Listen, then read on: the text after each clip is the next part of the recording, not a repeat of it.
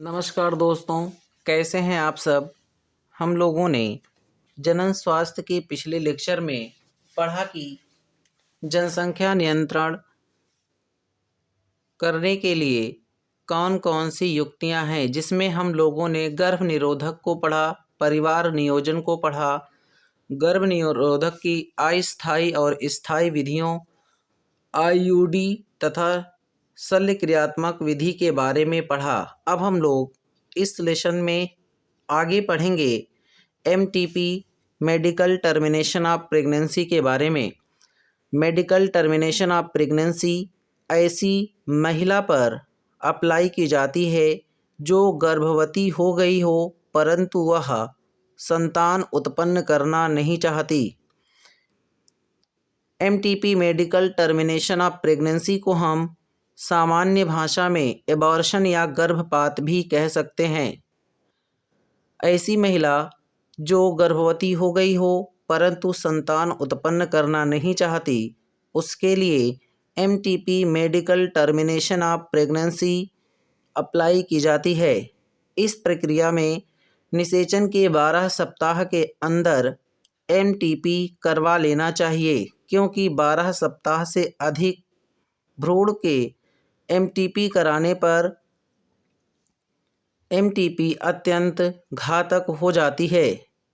MTP निषेचन से 12 सप्ताह के अंदर सुरक्षित मानी जाती है। 12 सप्ताह से अधिक भ्रूण होने पर एमटीपी करवाना माता के लिए घातक होता है। जनन स्वास्थ्य में हमारा अगला टॉपिक है बंध्यता, इनफर्टिलिटी।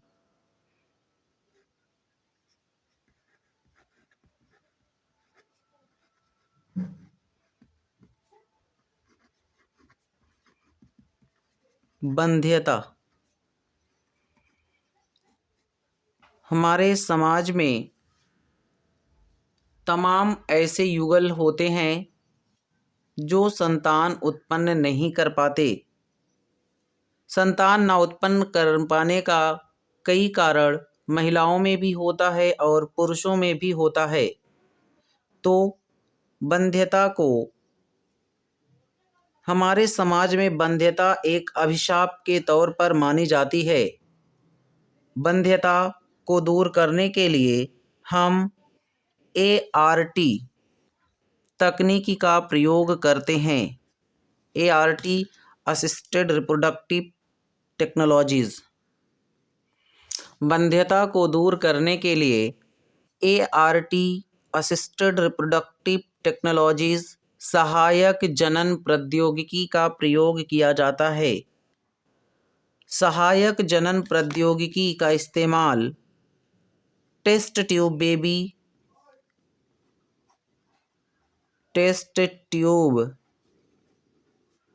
बेबी, परखनली शिशु द्वारा किया जाता है। टेस्ट ट्यूब बेबी का इस्तेमाल ऐसी स्त्री पर किया जाता है जिसका अंडवाहिनी विकृत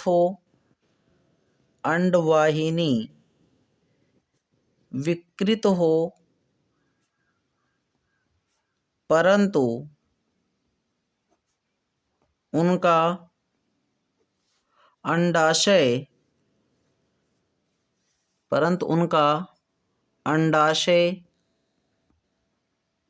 व गर्भाशय सामान्य हो। तो ऐसी स्त्री पर हम परखनली शिशु का उपयोग कर संतान उत्पन्न करवा सकते हैं। बंध्यता को दूर करने का पहला हमारा जो तरीका है एआरटी असिस्टेड रिप्रोडक्टिव टेक्नोलॉजी। यह परखनली शिशु द्वारा बंध्य स्त्रियों को या बंध्य जनकों को भी जनक बना सकते हैं। परखनली शिशु का इस्तेमाल ऐसी स्त्री पर किया जाता है जिसकी अंडवाहिनी विकृत हो परंतु उनका अंडाशय व गर्भाशय सामान्य हो। परकनली शिशु में हम ऐसी स्त्री के अंडाणु और उसी के मेल पार्टनर के शुक्राणु को लेकर हम एक ट्यूब में in vitro fertilisation IVF in vitro fertilisation या पात्रे निषेचन करवाते हैं, जिसके फलस्वरूप ट्यूब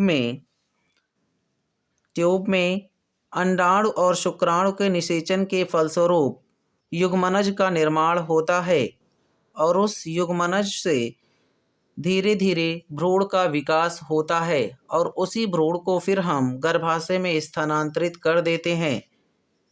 भ्रूण में कोशिकाओं की संख्या के आधार पर हम इसे दो प्रकार से कर सकते हैं। पहला है ZIFT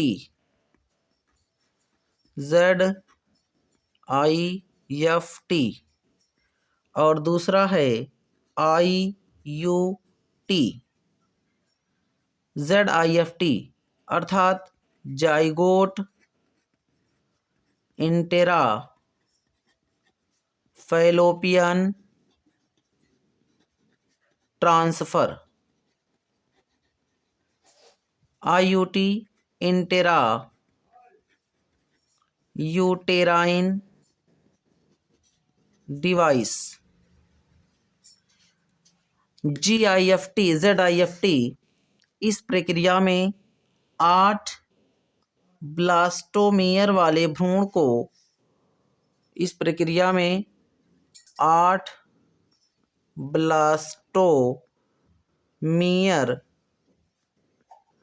भ्रूण को फैलोपियन नलिका में स्थानांतरित कर देते हैं। IUT में 16 से 32 कोशिका वाले भ्रूण को सीधे यूटेरस या गर्भाशय में स्थानांतरित कर देते हैं। टेस्ट ट्यूब बेबी ऐसी स्त्री पर लागू की जाती है जिसकी अंडवाहिनी विकृत हो परंतु उसका अंडाशय व गर्भाशय सही हो। तो ऐसी स्त्री में एक ट्यूब में हम IVF इन विट्रो फर्टिलाइजेशन पात्र निषेचन करते हैं, जिसमें उस स्त्री के अंडाणु और उसके मेल पार्टनर के शुक्राणु को लेकर निषेचन करवाते हैं और ट्यूब में निषेचन के उपरांत युग्मनज का निर्माण होता है। अब इस युग्मनज को हम दो तरीकों से गर्भाशय में स्थानांतरित कर सकते हैं। पहली तकनीक है ZIFT जाइगोट इंट्राफैलोपियन ट्रांसफर, अर्थात 8 ब्लास्टोमियर वाले भ्रूण को सीधे फैलोपियन नलिका में स्थानांतरित कर देंगे, जिसके कारण वह धीरे धीरे विकसित होकर गर्भ में आरोपित हो जाएगा। दूसरा तरीका है IUT intra uterine transfer, device नहीं है, ट्रांसफर।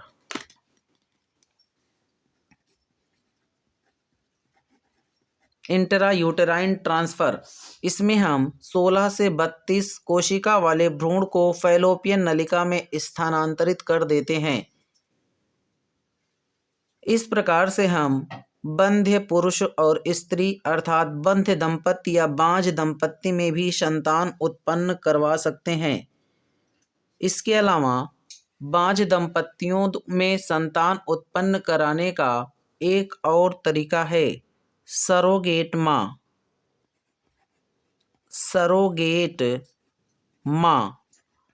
बच्चों, सरोगेट माँ यह भी बंध्यता को दूर करने का एक उपाय है। सरोगेट माँ युक्ति ऐसी स्त्री पर लागू की जाती है, ऐसी स्त्री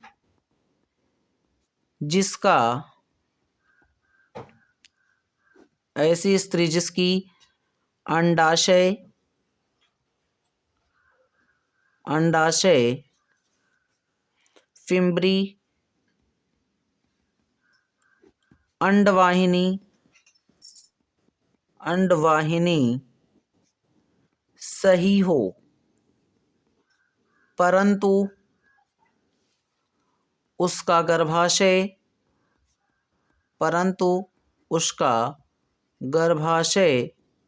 विकृत हो, तो ऐसी स्त्री पर हम सरोगेट माँ का प्रयोग करते हैं।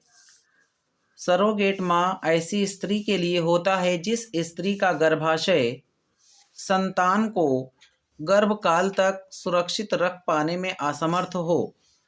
तो इस प्रक्रिया में हम ऐसी स्त्री के अंडाशय से अंडाणु को निकालकर उसके मेल पार्टनर के साथ एक ट्यूब में रखकर फर्टिलाइज्ड करवाकर किसी दूसरी ऐच्छिक स्त्री के गर्भाशय में स्थानांतरित कर देते हैं और वह स्त्री संतान उत्पन्न कर उनके वास्तविक माता पिता को सौंप देती है। तो ऐसी स्त्री जो किसी दूसरे दंपति के संतान को अपने गर्भ में विकसित करती है, ऐसी स्त्री को हम या ऐसी माँ को हम सरोगेट माँ कहते हैं।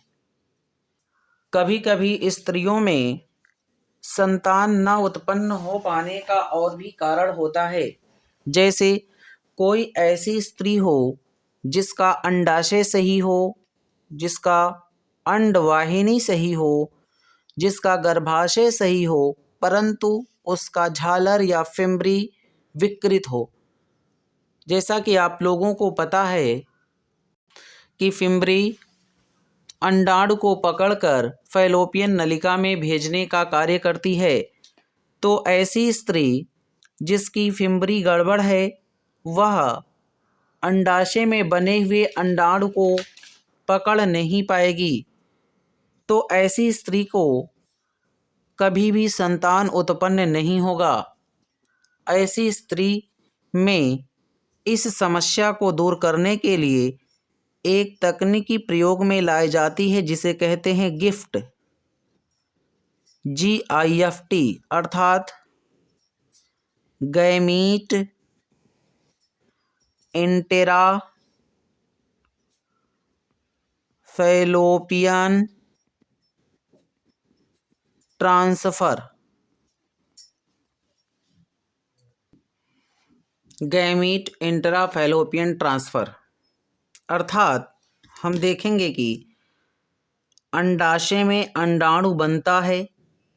गिफ्ट ऐसी स्त्री पर लागू किया जाता है जिसका अंडाशय सही हो, जिसका अंडवाहिनी सही हो, जिसका गर्भाशय सही हो, परंतु उसकी फिम्बरी, ये फिम्बरी है, फिम्बरी अर्थात इसी को कहते हैं झालर, फिम्बरी या झालर। ऐसी स्त्री जिसकी फिम्बरी गड़बड़ हो, फिम्बरी अगर गड़बड़ है तो यह अंडाशय में बनने वाले अंडाणु को पकड़ नहीं पाएगी, जिसके कारण अंडाणु फैलोपियन नलिका में नहीं जाएगा और निषेचन की प्रक्रिया नहीं होगी।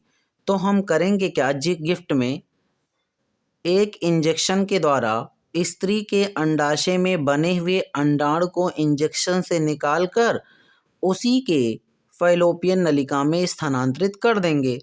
तो यही प्रक्रिया GIFT, gamete intra fallopian transfer कहलाती है।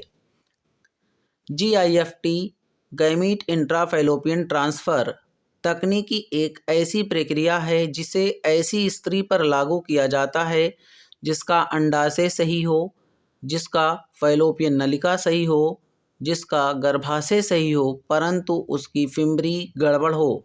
तो ऐसी स्त्री के अंडाशय से इंजेक्शन के द्वारा अंडाणु को निकालकर उसी स्त्री के फैलोपियन नलिका में स्थानांतरित कर देते हैं। अब उसके मेल पार्टनर का शुक्राणु वेजाइना के रास्ते आएगा और निषेचन कर जाइगोट का निर्माण कर लेगा। यही पूरी प्रक्रिया ही gift, gamete intra fallopian transfer कहलाती है। हमारा अगला टॉपिक है आर्टिफिशियल इंसेमिनेशन, कृत्रिम गर्भाधान। कृत्रिम गर्भाधान क्या है? कृत्रिम गर्भाधान भी ऐसे पुरुषों में किया जाता है जिस पुरुष के वीर्य में शुक्राणु की संख्या अत्यधिक कम हो गई हो। यदि वीर्य में शुक्राणु की संख्या कम हो गई है तो ऐसी स्थिति में निषेचन की प्रक्रिया नहीं हो पाएगी। तो इस समस्या को दूर करने के लिए, पुरुषों से इस समस्या को समाप्त करने के लिए कृत्रिम गर्भाधान आर्टिफिशियल इंसेमिनेशन विधि का प्रयोग किया जाता है। इस प्रक्रिया में पुरुष के वीर्य को एक ट्यूब में रखकर सांद्रित या गाढ़ा किया जाता है और जब पर्याप्त मात्रा में वीर्य सांद्रित हो जाता है अर्थात शुक्राणु की संख्या पर्याप्त हो जाती है तो उस वीर्य को उसके फीमेल पार्टनर के वैजाइना द्वारा फैलोपियन नलिका तक स्थानांतरित कर दिया जाता है और निषेचन की प्रक्रिया पूर्ण हो जाती है। यही प्रक्रिया कृत्रिम गर्भाधान कहलाती है। कृत्रिम गर्भाधान एक ऐसी युक्ति है जिसमें पुरुष के या ऐसा पुरुष जिसके वीर्य में शुक्राणु की संख्या अत्यधिक कम हो गई हो तो ऐसे पुरुष के वीर्य को निकालकर एक ट्यूब में रखकर सांद्रित करते हैं और जब वीर्य में शुक्राणु की संख्या पर्याप्त हो जाती है तो उसे उसके फीमेल पार्टनर के वैजाइना द्वारा यूट्रस में स्थानांतरित कर दिया जाता है। यही प्रक्रिया कृत्रिम गर्भाधान कहलाती है। कृत्रिम गर्भाधान प्रक्रिया का बहुतायत प्रयोग जंतुओं में किया जा रहा है।